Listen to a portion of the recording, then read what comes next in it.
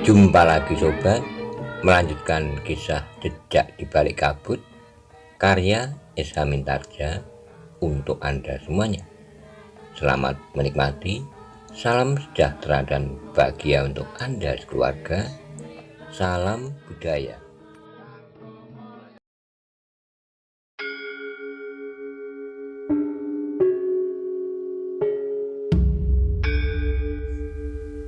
Pada episode sebelumnya dikisahkan, Bau Langlang tidak bisa menyembunyikan kemarahannya lagi setelah melihat Paksi Pamekasan tetap pada pendiriannya untuk ingin membawa Kemuning. Bagaimana kisah selanjutnya? Simak bersama-sama.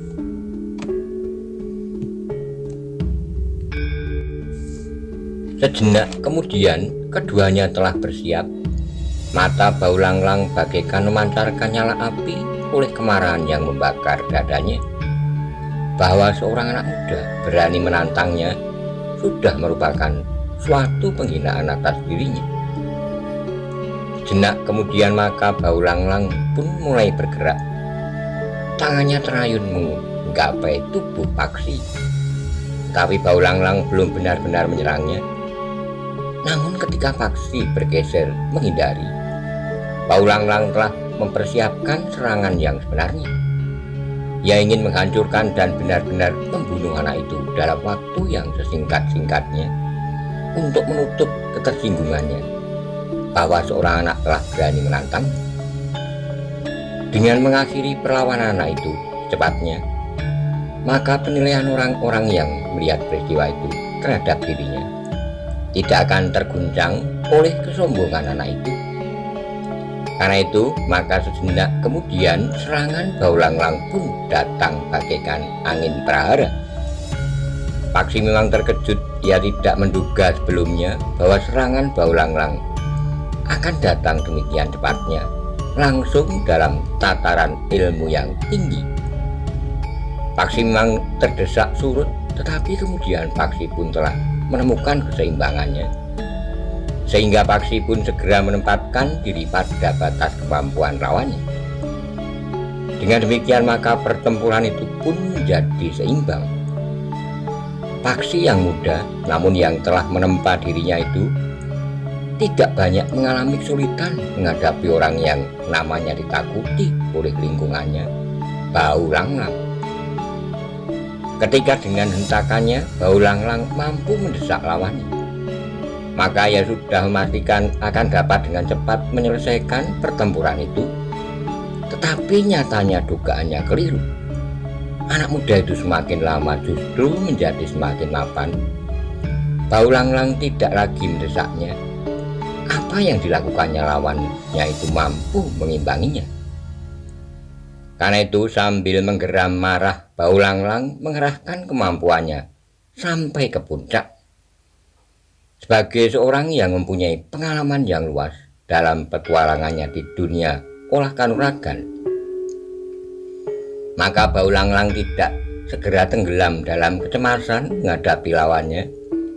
Dengan hentaan-hentaan yang kuat, Bau Langlang ingin mengguncang pertahanan Paksi. Tapi Paksi tidak segera dapat didesaknya. Semakin lama Paksi justru nampak menjadi semakin tegar.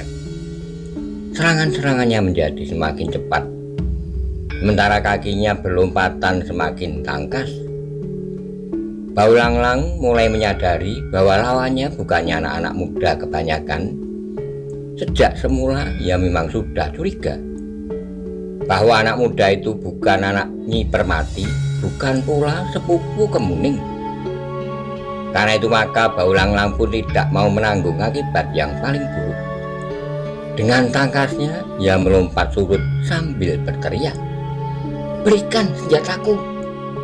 Beberapa orang termangu-mangu, namun istri utamanya lah yang dengan cepat tanggap. Ia pun segera meraih sebuah kapak yang tergantung di tiang di atas tangga pendopo. Dengan cepat kapak yang besar itu pun telah dilemparkan kepada Bau Langlang yang telah mengambil jarak dari lawannya. Baulang-lang menangkap kapak besarnya itu. Kemudian terdengar orang itu tertawa. Keramah tamahnya sama sekali tidak nampak lagi. Tidak ada lagi senyum di bibirnya. Yang nampak adalah pandangan matanya yang bengis. Demikian Baulang-lang memegang kapaknya. Maka Paksi pun telah menggapai tongkatnya pula. Meskipun ternyata ilmu Baulang-lang yang garang itu tidak setinggi sebagaimana dibayangkannya, namun kapaknya itu nampaknya sangat berbahaya. Jika orang-orang dari Gua Lampin atau orang-orang dari perguruan Zat datang kemari, maka Baulang-lang akan sulit untuk dapat mengatasinya, berkata Paksi dalam hatinya. Ternyata Baulang-lang tidak lebih dari seorang pemimpin perampok yang garang, tetapi kegarangannya tidak dilandasi dengan ilmu yang tinggi. Sejenak kemudian, maka Baulang-lang telah menyerang dengan kapaknya yang besar. Menilik ayunan kapaknya itu, maka tenaga Baulang-lang memang sangat besar. Agaknya dengan tenaga yang besar serta kegarangan sikap dan keberaniannya, Baulang-lang menjadi seorang yang ditakuti oleh lingkungannya. Tapi nampaknya orang-orang dari perguruan-perguruan yang namanya banyak dikenal, Baulang-lang sama sekali tidak menarik perhatian. Demikianlah maka dengan tongkatnya Paksi telah melawan ayunan kapak Baulang-lang yang garang itu. Getaran angin yang menampar tubuh Paksi karena ayunan kapak lawannya memberikan peringatan kepada Paksi bahwa tenaga lawannya memang sangat besar. Tetapi jantung Paksi sama sekali tidak tergetar oleh ayunan senjata lawannya itu. Sehingga dengan demikian maka perlawanan Paksi sama sekali tidak menjadi goyah. Bahkan dengan tongkat kayunya, Paksi dapat menangkis serangan kapak lawannya. Dengan benturan langsung, Paksi memang yakin bahwa tongkatnya tidak akan patah. Meskipun wujud tongkatnya adalah tongkat kayu, tetapi tongkat itu sudah teruji kekuatannya. Sehingga dalam benturan seperti apapun dengan jenis logam apapun, tongkatnya tidak akan patah. Baulang-lang menjadi semakin heran. Anak itu benar-benar anak ajaib. Pada umurnya yang masih sangat muda, sebagaimana dikatakannya sendiri bahwa umurnya baru 18 tahun, dia sudah memiliki ilmu yang tinggi yang tidak terjangkau oleh ilmu Baulang-lang yang namanya ditakuti oleh lingkungannya. Dalam pada itu, kapak Baulang-lang hampir tidak berdaya sama sekali. Bahkan tongkat Paksi sekali-kali sudah mulai menggapai tubuh lawannya. Ketika tongkat Paksi berhasil mendorong pundak Baulang-lang, maka Baulang-lang itu terdorong beberapa langkah surut. Hampir saja Baulang-lang kehilangan keseimbangannya. Namun dengan susah payah, Baulang-lang dapat menguasai dirinya sehingga ia tidak jatuh terjerembab. Dalam pada itu, istri utama Baulang-lang yang melihat keadaan suaminya telah menjadi marah pula. Ternyata istrinya bukan saja seorang yang garang, tapi ia juga seorang yang mampu turun ke medan. Karena itu, ketika Baulang-lang mengalami kesulitan, istrinya yang garang itu telah meloncat ke gelanggang. Di tangannya digenggamnya sebilah pedang. "Kita akan membunuhnya bersama-sama," geram perempuan itu. Paksi melompat selangkah surut. Dengan nada tinggi ia berkata, "Kita sudah membuat janji, Baulang-lang." Baulang-lang memang menjadi bimbang, tapi istrinya telah memutar pedangnya sambil berkata, "Jangan ragu-ragu, janji dengan anak-anak tidak perlu ditepati." Baulang-lang masih saja bimbang ketika kemudian istrinya itu melompat menyerang Paksi. Paksi melompat menghindar sambil berkata, "Baulang-lang, apa katamu? Jika kau tidak menepati janji, maka aku tidak akan hiraukan pula." "Persetan dengan janji itu," teriak istrinya. Tapi sebelum mulutnya terkatup rapat, tongkat Paksi telah terayun menyambar pedang perempuan itu. Tanpa dapat berbuat apa-apa, pedangnya telah terlempar beberapa langkah daripadanya. "Baulang-lang," berkata Paksi kemudian, Jika kau ingkar janji, maka aku akan membunuh istrimu, membunuhmu, dan membunuh siapa saja yang akan menghalangi aku. Bau Lang-Lang termangu-mangu sejenak, tetapi ujung tongkat paksi seakan-akan melekat di dada istrinya. Dengan satu gerakan sederhana, istrinya itu memang akan dapat diselesaikan oleh anak muda itu. Tongkat itu dapat mendorong istrinya, tetapi mengingat kemampuan anak itu, maka tongkat itu akan dapat menghunjam di dada istrinya itu. Istri utama Bau Lang-Lang yang sudah kehilangan pedangnya itu baru yakin bahwa anak muda itu memang tidak mungkin dilawannya meskipun ia bertempur bersama suaminya, seorang yang memiliki nama besar di lingkungannya dan ditakuti banyak. Dalam pada itu Paksi pun berkata, "Bau Lang-Lang, aku ingin memberimu peringatan. Jika kau mencoba berpijak pada nama besarmu, maka dalam waktu yang singkat kau akan binasa. Aku beritahukan kepadamu bahwa di kaki Gunung Merapi ini sekarang berkumpul orang-orang dari perguruan besar yang berilmu tinggi, bukan sekedar seorang pemimpin perampok yang merasa dirinya tidak terkalahkan karena dapat membunuh orang-orang tua dan anak-anak yang ketakutan, atau mencegat penjual dawet, atau belantik kuda yang pulang dari pasar. Di daerah ini berkeliaran orang-orang dari perguruan Gua Lampin, orang-orang dari perguruan Sat, dan orang-orang perguruan di alas Tegalarang. Itu yang sudah aku lihat. Aku tidak tahu apakah masih ada orang lain yang belum aku ketahui. Nah, camkan itu. Lihat wajahmu di permukaan kolam ikanmu. Kau tidak lebih dari seekor tikus kecil di antara sekelompok serigala yang buat." Bau Lang-Lang termangu-mangu mendengar kata-kata Paksi itu. Sementara Paksi pun berkata, "Ketika aku mendengar namamu, aku kira kau juga seorang yang berilmu tinggi. Tapi ternyata kau bukan apa-apa. Nah, sekarang tempatkan dirimu di antara segerombolan serigala yang berkeliaran di kaki Gunung Merapi ini. Menurut pendapatku, dalam waktu yang dekat, tentu ada di antara mereka yang datang kepadamu untuk menguji kebesaran namamu." "Apakah kau tidak berbohong, anak muda?" bertanya Bau Lang-Lang. "Buat apa aku berbohong kepadamu? Apalagi setelah aku tahu siapa sebenarnya kau. Meskipun kau dengan tanpa berkedip membunuh pengikut-pengikutmu sendiri, dan bahkan dengan jantung yang sama sekali tidak bergetar, mencambuk seorang perempuan yang tidak berdaya. Tetapi kau bukan orang yang pantas aku perhitungkan, apalagi dalam putaran perburuan pusaka sekarang ini." Bau Lang-Lang menundukkan kepalanya. Ia harus melihat kenyataan itu, betapa kecilnya dirinya di hadapan anak muda itu, atau di hadapan orang-orang dari perguruan yang telah disebutkannya. Karena itu, maka Bau Lang-Lang berkata, "Aku akan menepati janjiku, anak muda. Tapi aku minta kau mengatakan apa yang sebaiknya aku lakukan sekarang. Bawa Kemuning keluar dan serahkan kepada bibinya. Aku tahu aku akan menyerahkannya kepada bibinya. Tapi setelah itu apa yang sebaiknya aku lakukan? Apakah orang-orang dari perguruan besar itu benar-benar akan datang kemari? Menurut dugaanku mereka akan datang. Apa yang harus aku lakukan?" bertanya Bau Lang-Lang. "Jangan sebut lagi namamu.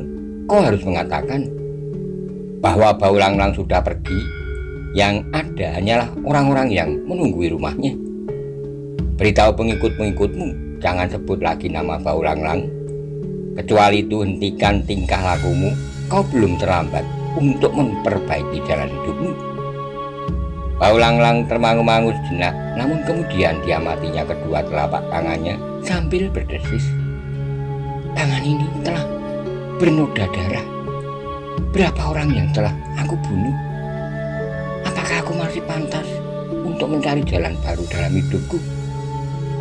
Selagi kau sempat, lakukan. Tapi jika kau sudah mati, maka kesempatan itu tidak akan pernah kau dapatkan." Bau Lang-Lang mengangguk-angguk. "Baiklah anak muda, tapi warisanmu telah membuka mataku." Demikianlah, maka sejenak kemudian Paksi telah menarik tongkatnya, sementara Bau Lang-Lang pun telah mempersilahkannya kembali naik ke pendopo. Jenak kemudian maka Bau Langlang dan istri utamanya telah membawa seorang gadis ke pendopo. Seorang gadis yang matanya menjadi pengap. Nampak gadis itu tidak berhenti-henti menangis sejak ia berada di rumah itu. Paksi hanya sempat memandang gadis itu sekilas, tetapi yang sekilas itu telah memberi kesan kepadanya bahwa gadis itu memang cantik. Kemuning masih saja selalu menunduk. Ia tidak tahu apa yang akan terjadi dengan diri. Namun dalam pada itu dengan suara yang berat, Bau Langlang itu pun berkata, "Kemuning, aku minta maaf atas perlakuan yang sudah aku alami selama ini di rumahku. Sekarang aku akan menyerahkanmu kepada bibimu. Kau akan bebas. Kami tidak akan menghalangi lagi jika kalian akan pergi ke Kembang Arum. Aku akan mengantarkannya," desis Paksi. "Kau akan aman di bawah perlindungannya, Kemuning." Kemuning menjadi bingung. Ia merasakan suatu suasana yang jauh berbeda. Sikap Bau Langlang terasa berbeda dengan sikapnya sehari-hari.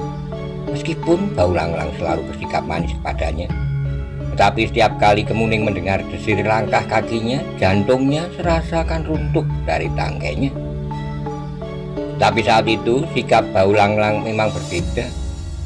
Ia merasakan perbedaan sikap itu dan sentuhan yang paling dalam dari tekanan kata-kata Bau Langlang itu.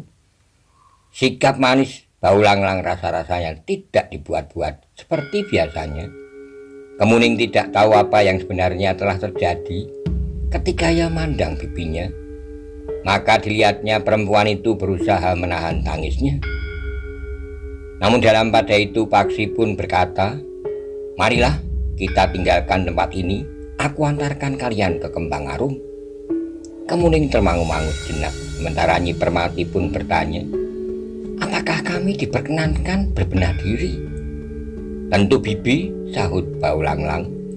"Dengan serta-merta, lakukan apa yang ingin bibi lakukan. Bibi tahu bahwa sekarang aku sudah tidak berdaya." Nyi Permati masih ragu-ragu, namun Paksi pun kemudian berkata, "Silahkan berbenah diri, aku menunggu." Sejenak kemudian maka Nyi Permati dan Kemuning pun telah selesai berbenah diri. Mereka membawa sebuah bungkusan kecil, sebungkus barang-barang yang masih tersisa. Di antaranya adalah kain lurik yang telah ditawarkan kepada Paksi. Demikianlah maka sejenak kemudian Paksi pun telah meninggalkan rumah Bau Langlang bersama Nyi Permati dan Kemuning. Bau Langlang dan istrinya mengantar mereka sampai di rikol halaman rumahnya. Demikian mereka meninggalkan halaman rumah itu, maka Kemuning merasa seakan-akan dirinya baru menapak ke dalam sebuah mimpi. Ia sudah tidak lagi mengharapkan untuk dapat keluar dari rumah itu. Kemuning yang masih terlalu muda itu rasa-rasanya sudah berada di antara kuku-kuku seekor harimau yang kelaparan. Namun tiba-tiba ia sudah bergerak meninggalkan rumah itu. Tapi Kemuning yang tidak tahu apa yang terjadi masih belum percaya sepenuhnya bahwa ia akan benar-benar lepas dari tangan Bau Langlang. Kemuning masih membayangkan bahwa pada suatu saat nanti Bau Langlang akan memburunya dan membawanya kembali ke rumahnya. Tapi ketika mereka keluar dari pedukuhan itu, Nyi Permati pun berkata, "Kita sudah lepas dari tangan hantu yang menakutkan itu. Kemuning, Yang Maha Agung telah bermurah hati mengirimkan anak muda itu untuk membebaskanmu." Di luar sadarnya Kemuning berpaling, namun ketika ia menyadari bahwa Paksi juga sedang memandangnya, maka Kemuning pun segera melemparkan pandangan matanya ke kejauhan. Paksi sendiri juga bergeser pandangan matanya, namun yang sekilas itu mempertajam kesannya bahwa Kemuning memang gadis yang cantik. Itulah sebabnya maka Bau Langlang ingin menjadikan gadis yang masih belum dewasa penuh itu sebagai istrinya, meskipun landasan keinginan itu semata-mata karena nafsu. Demikianlah maka ketika orang itu berjalan semakin jauh, Paksi yang sudah mendapat ancer-ancer arah pedukuhan Kembang Arum tidak terlalu sulit untuk menempuh perjalanan yang sudah tidak terlalu jauh. Paksi memang mengajak mereka untuk berjalan melewati pinggir hutan. Paksi sama sekali tidak menjadi takut. Sudah setahun ia tinggal di tepi hutan. Bahkan setiap kali ia telah menyusup memasuki hutan itu untuk berburu, tanpa merasa takut mendengar aum harimau sekalipun. Kemuning dan pipinya memang merasa ngeri untuk menempuh jalan sempit di pinggir hutan itu. Tapi karena Paksi yang berjalan di depan sama sekali tidak nampak ragu, maka mereka pun berjalan saja mengikutinya. Ketika mereka melalui jalan yang rumit, karena lereng yang menurun agak terjal dan berbatu-batu padas yang tajam, maka Paksi pun berkata, jika kita menempuh jalan melingkar, maka jaraknya akan menjadi jauh. Pedagang kelapa itu tentu membawa pedatinya melewati jalan melingkar itu, tapi jaraknya dapat berlipat. Kedua orang perempuan itu tidak menyaut. Dengan susah payah dibantu oleh Paksi, akhirnya keduanya berhasil melewati jalan yang terjal itu. Paksi yang mengetahui bahwa kedua orang perempuan itu menjadi letih telah mengajak mereka untuk beristirahat. Namun kemudian mereka pun melanjutkan perjalanan mereka kembali. Ketika mereka melewati sebuah sumber air yang jernih, maka mereka pun telah berhenti untuk minum beberapa teguk untuk melepaskan dahaga mereka. Demikianlah maka Nyi Permati dan Kemuning telah menempuh sebuah perjalanan yang berat. Tapi mereka memang sudah berniat melakukannya. Bahkan sebelumnya mereka juga sudah menempuh jalan yang panjang pula, sebelum mereka jatuh ke tangan Bau Langlang. Namun ketika senja turun, mereka masih belum masuki pedukuhan Kembang Arum. Tapi mereka masih sempat bertanya kepada seorang yang pulang dari sawahnya tentang letak pedukuhan itu. Sudah tidak jauh lagi anak muda, jika jalan ini nanti menyilang sebuah sungai kecil, maka berantara 2 bulan lagi kalian akan sampai. Apakah kami akan sampai ke pedukuhan itu wayah sepi bocah atau bahkan sebelumnya? Bertanya Paksi pula. Tergantung sekali kepada kecepatan jalan kalian. Tani itu tersenyum. Paksi pun tersenyum. Katanya, Kisanak benar. Kau berjalan dengan 2 orang perempuan yang tentu tidak akan dapat berjalan cepat jika kau sendiri, berkata petani itu. Kau dapat bertanya pada para peronda. Hampir di setiap pedukuhan terdapat setidak-tidaknya sebuah gardu ronda dekat Banjar. Mudah-mudahan di Kembang Arum gardu itu terisi setiap malam. Atau mungkin sekali para peronda itu berada di Banjar itu sendiri. Terima kasih Kisanak, Paksi mengulang. Demikianlah maka Paksi pun telah melanjutkan perjalanannya bersama Nyi Permati. Seperti yang dikatakan oleh petani yang pulang dari sawahnya itu, maka beberapa saat kemudian mereka bertiga telah melintasi sebuah sungai. Dengan demikian maka mereka tinggal menempuh perjalanan 2 bulan lagi untuk sampai ke padukuhan Kembang Arum.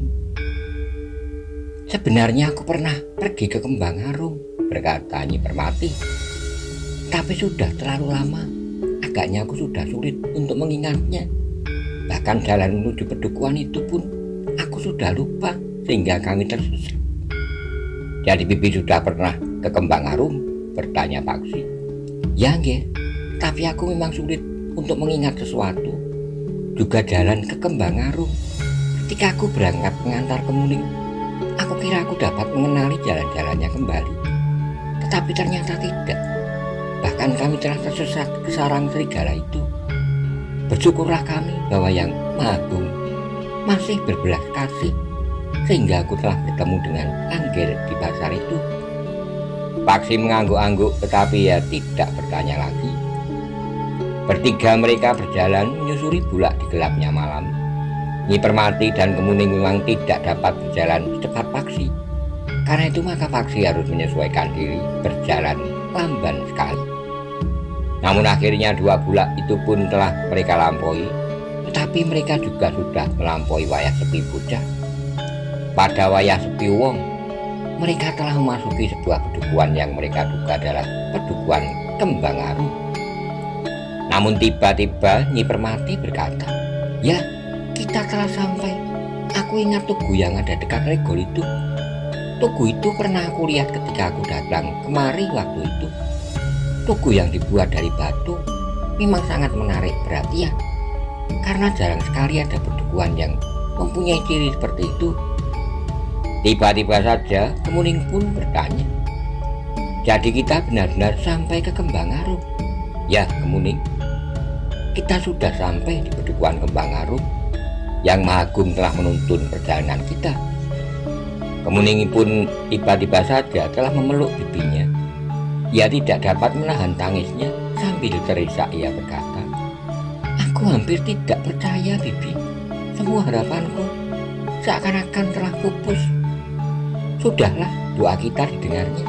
Kita wajib mengucap syukur bahwa akhirnya kita sampai juga di pedukuhan ini." Paksilah yang kemudian berkata, "Baiklah, marilah kita berjalan terus. Kita baru menemukan pedukuhan Kembang Arum. Kita masih harus menemukan rumah orang yang Bibi cari. Setelah sampai di sini, mudah-mudahan aku dapat mengingat letak rumah itu, Gen. Marilah kita coba," ajak Paksi. Mereka pun kemudian melangkah memasuki pedukuhan. Gelap malam memang agak membingungkan Nyi Permati. Namun demikian, perempuan itu masih dapat mengenali beberapa ciri yang masih ada di pedukuhan itu. Ketika mereka sampai di sebuah simpang 4 di dalam pedukuhan itu, Nyi Permati pun berkata, "Aku masih ingat pohon beringin yang dipagari ini. Aku ingat benar, kita harus berbelok ke kanan." Mereka bertiga pun telah berbelok ke kanan. Jalan menjadi lebih kecil dari jalan yang mereka lalui semula. Namun Nyi Permati semakin mengenali lingkungan di sekitarnya. Meskipun gelap malam, rasa-rasanya menjadi semakin pekat di dalam pedukuhan. Tapi beberapa oncor yang ada di regol-regol halaman membantu Nyi Permati mengamati jalan yang dilaluinya. Ketika mereka sampai di sebuah regol halaman rumah yang terhitung besar dan berhalaman cukup luas, Nyi Permati berhenti. Di sebelah regol terdapat sebuah kendi berisi air. Sebuah siwur tergantung pada sebuah patok dekat kendi itu. Ketika ia mengunjungi rumah saudaranya beberapa tahun yang lalu, ia juga melihat sebuah gentong air di dekat regol halaman. Beberapa saat ia mengingat-ingat, namun kemudian katanya, "Aku yakin bahwa rumah inilah rumah pamanmu, Kemuning." "Bibi benar-benar yakin?" bertanya Kemuning. "Ya, aku yakin. Rasa-rasanya aku memang mengenali lingkungan ini, karena aku berada di sini agak lama waktu itu." Ketika Kemuning nampak ragu-ragu, bibinya berkata, "Semuanya belum berubah, Kemuning. Aku masih mengenalinya, karena waktu itu aku berada beberapa pekan di sini." "Jika Bibi yakin, marilah," berkata Paksi kemudian. Ketika Paksi kemudian menyentuh pintu regol, ternyata pintu itu tidak diselarak dari dalam. Demikian pintu terbuka, maka perlahan-lahan mereka melangkah memasuki halaman itu. Demikianlah mereka berada di halaman, maka Nyi Permati itu pun berdesis, "Ya, aku semakin yakin. Rumah inilah rumah pamanmu, Kemuning, rumah Kakang Penanggungan."